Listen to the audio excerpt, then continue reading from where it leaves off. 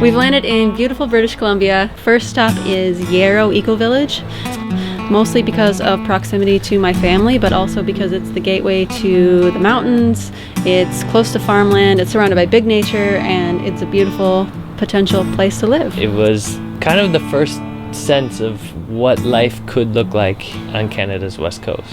It was amazing to see a community that is acting on their good intentions and making real change.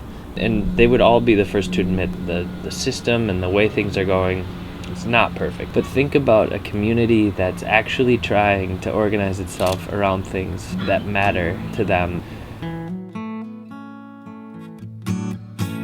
With bigger cities, it's so easy to feel anonymous and feel like the changes you want to make require so much process, that I was really interested in the idea of Yarrow because it's at a scale that you can actually execute and be the change you want to see in the community. We got to see everything from their waste management system to their food forest to chickens and duck owners and bees. This community as a whole has some part of its body that cares for bees.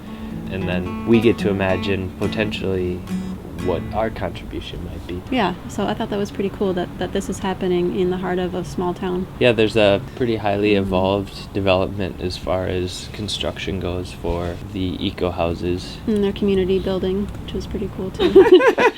Everything in this place is designed for social interaction.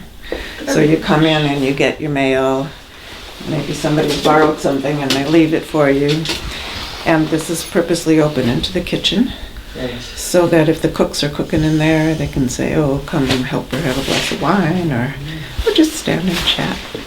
So right after our tour, we went to this cafe. It was really cute, really enjoyed getting the local flavor, and we ran into the couple. It turns out we have so much in common. Oh, it felt like we ran into maybe a version of ourselves that was a few years ahead of us. Like, it took us a while to get here, but these are people who have already been acting on these ideas that come from similar backgrounds, and so they're asking a lot of the same questions. So if we were to move there, you'd have someone with the know-how and the skills and probably the tools for anything you could think of yourself. Yeah. And so that's really appealing for me, that we wouldn't be on our own.